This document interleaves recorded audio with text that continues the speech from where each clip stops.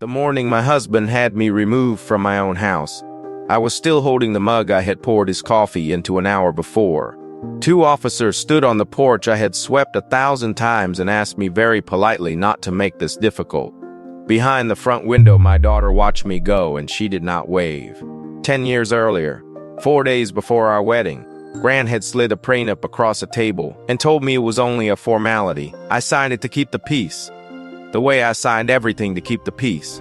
That prenup had one sentence in it that Grant wrote himself in his own hand and never read again after the day he made me sign it. If you have ever been the one who stayed quiet to hold a family together, the one who signed where they pointed and trusted that it would be fair, then you already know the woman on that porch. I'm going to tell you how my own husband erased me from our marriage and taught a whole town to call me the gold digger he had generously rescued.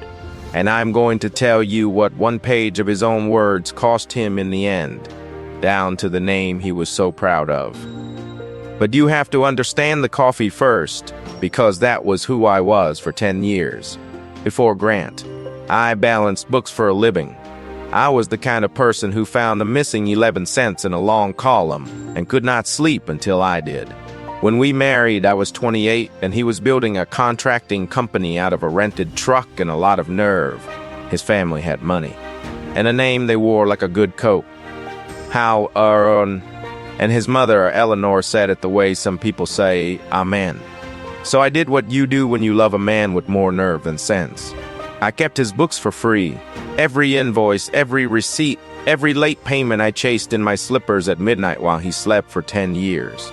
One December, his crew was short, and I quietly paid 2 of his men out of my own account so their kids would have something under the tree, and I never told Grant because he would have called it soft. That was me. I kept the peace, I kept the books, and I believed a woman who does both gets taken care of when it finally counts. Our daughter came 4 years in, and we named her Nora, after my mother. My mother had died the winter before the wedding and left me the only money that was ever truly mine, a little over $300,000, in an account I did not touch for years because it still smelled like her to me. Hold on to that money. Because it matters later, the house we raised Nora in mattered more. It had a crooked step I always meant to fix, and a kitchen window that caught the morning, and I had sewn every curtain in it by hand. The prenup came 4 days before the wedding, when the caterer was paid and my dress was hemmed, and there was no graceful way left to say no. Grant did not even hand it to me himself. His mother's lawyer did. A smooth man named Marcus Beecham, who explained what I was giving up without once looking at my face. Separate property stays separate, he said. Whatever each of you brings or builds in your own name stays yours alone. Grant squeezed my hand under the table and whispered that it was only to keep his mother quiet, that it would sit in a drawer forever. Then Beecham turned to the last page and read out the clause that Grant had asked for himself. If a party is ever unfaithful, that party forfeits the marital home and any right to support, and leaves with only what is already theirs. Eleanor watched me sign it the way you watch someone admit to something I signed. I always signed. For 10 years, that page did sit in a drawer, and I forgot the exact words. The way you forget a scar until a thumb presses on it. The company grew. Grant painted his name on the trucks. How, own, and song, he liked to say. Even though we only ever had Nora, he hired a front office and then he hired Bethany. She was 24 and laughed at everything he said. And I was the one who ran payroll, so I was the one who noticed her salary climb twice in a single year for a job that did not seem to exist. I told myself I was tired and jealous and wrong. I kept the peace. I found out the way half the world finds out. From a phone left face up on the kitchen counter, it was not even a long message. Was a hotel, a Friday, and a joke about me being too busy with a calculator to ever notice a thing. I stood in the kitchen I had sewn the curtains for, and I did not scream. That was my first mistake. If being decent can be a mistake, I decided to be calm, to be fair, to sit him down and talk like adults. Because that is what a person who keeps the peace does. Grant did not want a conversation. Grant wanted a strategy, and it turned out he had started his a month earlier. While I was still making his coffee, he had already been to see Beecham. He had already been moving money. On a Tuesday, my card was declined at the grocery store with Nora sitting in the front of the cart. The joint account we had built for 10 years held $4, and everything else had walked overnight into an account with only his name on it. The card I used for the house was canceled by lunch. I had $40 folded in my purse, and a child asking me why we were putting the cereal back on the shelf. When I called Grant, he was gentle, and the gentleness was the worst part. He said I sounded unwell, that maybe I should stay with a friend a while and calm down. 3 days later, 2 officers were on my porch with a temporary order that said I had been aggressive, that Grant feared for his household. There had been no fight. There had been me crying as quietly as I could in the garage, so Nora would not hear. But he had gone in first with a lawyer, and a soft voice and a story. And in a soft enough voice, a man can say almost anything about a woman and be believed. By the end of that week, I was the crazy one. Elena told the neighbors I had always been unstable, that her Grant had carried me for years, that the whole family had warned him about the girl with no people in her handout. Our friends turned out to be his friends, the same way the house turned out to be his story. Women I had fed at my own table for a decade stopped answering their phones. One of them saw me at the pharmacy and looked straight through me like I was a window onto something duller behind me. I had given up my own career for the books with his name on them. So on paper, I had earned nothing in 10 years. I sat in interviews where men younger than my marriage asked why there was a hole in my resume, the size of a whole family. A tired woman at a temp agency was kind enough to be honest and told me a 10-year gap reads to employers like a risk. Then Grant made me prove that I was sane because he had told a court I was unstable. I had to sit across from a court-appointed psychologist and answer calmly whether I ever thought about hurting my own daughter while he waited outside in a good suit. I answered every question in a steady voice and drove back to the room over the garage, and only then let go of the wheel. The room I was renting sat over someone's garage and smelled like other people's winters. I stopped saying my own last name out loud, because the how or in it had become a thing people said behind a hand. I sold my mother's ring to a man behind thick glass who offered me a number so small I laughed, and then I took it anyway because $40 does not last. Some nights I lay on that borrowed mattress and did the math on my whole life, and every column came out the same, that I was worth more to all of them as the villain than I had ever been worth as the wife. Thought very calmly that the world had already decided I was gone, and that it would be so easy to just agree with it. I will be honest that I sat with that thought longer than a person should. What kept me was small. It was Nora on a 2-minute phone call asking me to save her the crooked step to sit on for when she came home. The thing that saved the rest of me was a cardboard box I had grabbed on my way out the door thinking it held Nora's baby clothes. It did not. It held 10 years of my own filing. Every tax return, every bank statement, the deed, the loan papers, and folded into the middle of all of it, the prenup. For 10 years, I had been too busy keeping the peace to actually read the one thing that was supposed to protect me. So one night over that garage with nothing left to lose and a calculator in a hand that would not quite stop shaking, I read it back. I read it the way I used to hunt the missing 11 cents.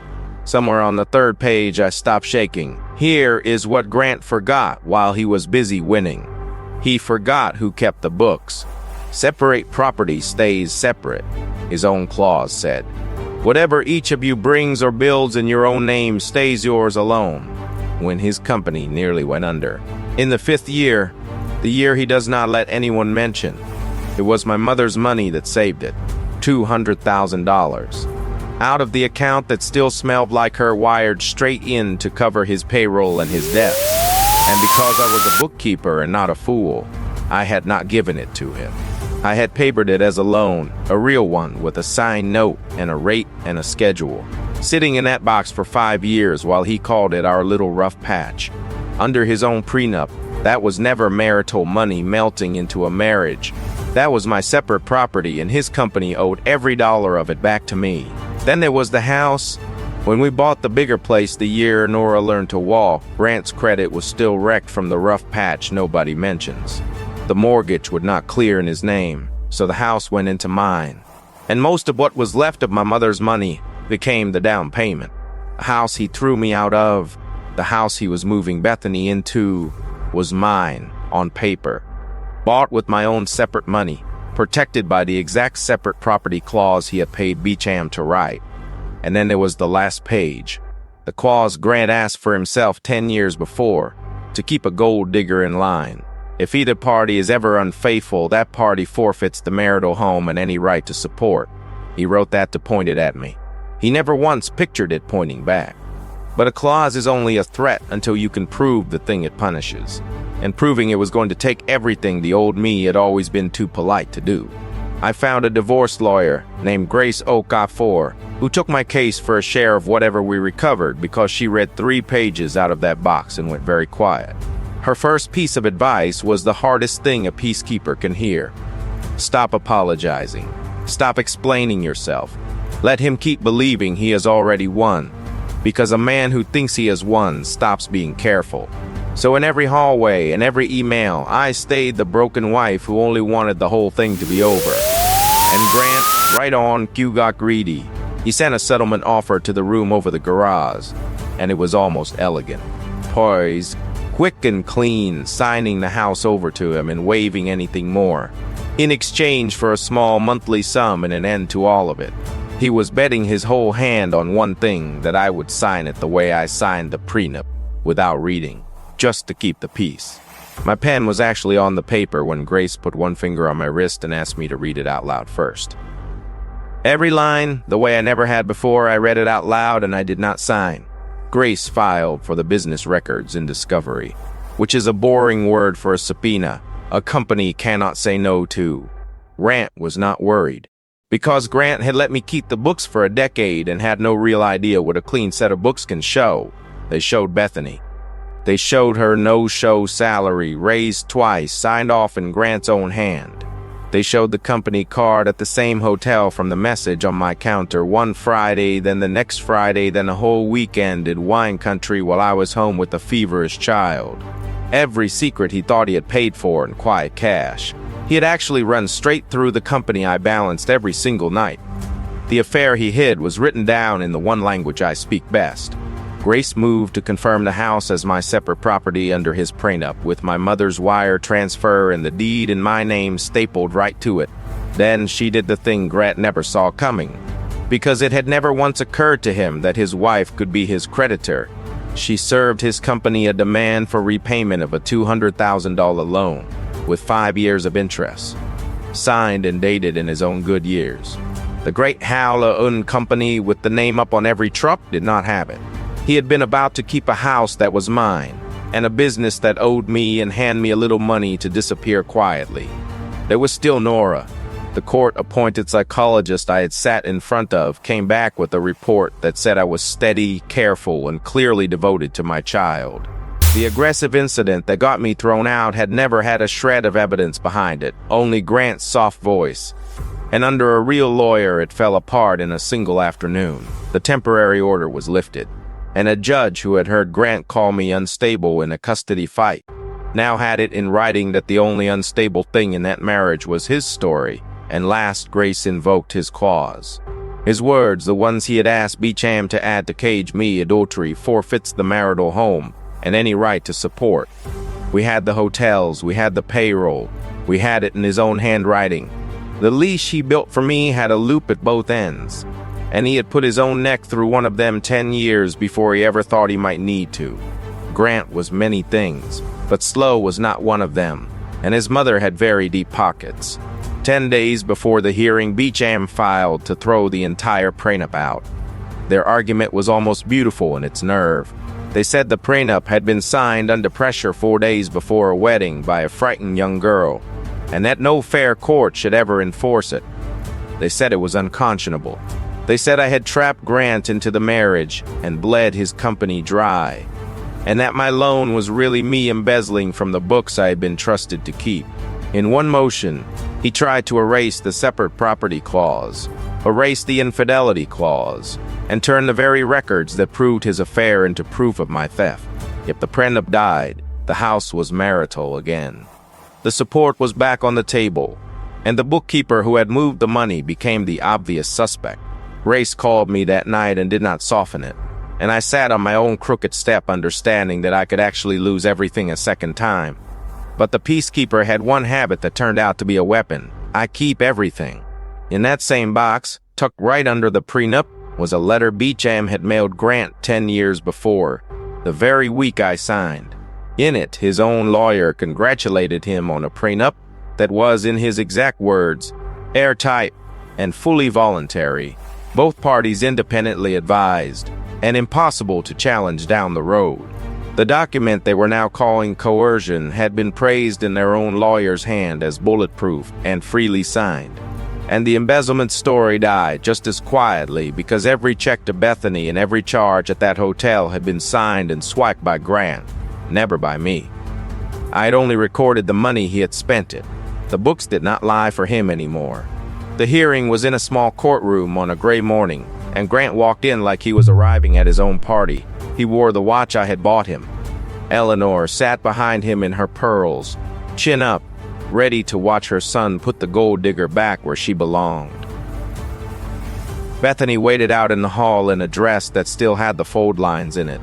Grant's lawyer stood first and told the court all about the poor, pressured girl who once signed a prenup she never understood. Then Grace stood up very calm, and she had a box. She started with the letter.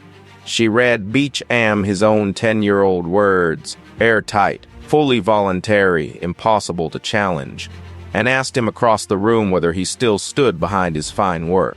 He did not answer, and a lawyer who will not answer is louder than one who shouts. Then she read the separate property clause, Grant's favorite clause, and laid the deed and my mother's wire down beside it. And the room went quiet as the house became mine out loud. Then she called the loan and set 5 years of signed notes on the table. And the great Howla-oo name had no answer at all for $200,000 it did not have. And then, last, she read his clause, the one he had asked for. If either party is ever unfaithful, that party forfeits the marital home and any right to support. She set down the hotel receipts. She set down Bethany's payroll and Grant's own signature. She set down the Friday and the next Friday and the weekend in wine country while I was home with a sick child. And she asked the court to enforce the agreement exactly as written, the very way Grant had always insisted that I honor it. I watched it land on him in the same order he had built it. First the house he threw me out of, gone. Then the company he had named after himself, hollow and in debt to his own wife. Then the support he was so sure he would never pay, erased by a single sentence in his own hand. He turned around to his mother, and for the first time in 10 years, Eleanor would not look at him either. Grant did what men like Grant always do when the room finally turns. He got loud. He said I had planned all of this for years, that I had trapped him, that no real wife keeps receipts like that. And Grace let him run all the way out, because every word out of his mouth was a man admitting that the marriage he cried poverty over had been run and funded and rescued by the wife he called a gold digger. The judge did not need long at all. The prenup Grant built to ruin me was enforced to the letter in exactly the way he had always sworn a deal ought to be honored. The house came back to me, my name already on the deed, and I changed the locks that Bethany once had a key to, and repainted Nora's room the soft yellow she had asked for. The loan was called, and to pay it, the company had to be sold off in pieces. The trucks with How Our Own on the side auctioned to men who used to take his orders. The no-show payroll and the personal spending run through the business brought an audit. And an audit is a slow, patient kind of justice that Grant is still sitting inside of today. Bethany did her own math on a man with no house, no company, and a tax problem, and she was gone before the leaves even turned. Eleanor sold the pearls, I heard, though I never once chased the story down. And Nora came home. The first evening back, she found the crooked step I still had not fixed and sat down on it like she had never left, and asked me why Daddy was so sad now. I gave her the truth in the only size a child can hold, that grown-ups have to keep the same promises they make everyone else keep, and that I would tell her the whole version one day when she was ready for it. People like to think a prenup is only a cage the rich build for the poor. Mine turned out to be a mirror, and all it ever really did was show in his own handwriting, which one of us had been honest the whole time. I kept the peace for 10 years, and it nearly cost me my daughter, my home, and my name, and the paper he forced into my hand was the one thing in that whole marriage that finally told the truth. So let me ask you the thing I still ask myself on the crooked steps some nights. If someone you love slid a page across a table and called it only a formality and told you to sign it quick just to keep the peace, would you sign it without reading the way I once did? Or would you read every single line of it out loud before you ever picked up the pen? If you made it all the way here, then you already know how badly I once needed someone to just hear the whole thing. So thank you for staying to the end of mine. Subscribe if you want to sit with one more story like this one, because there is always one more, and the next one is already keeping someone up tonight.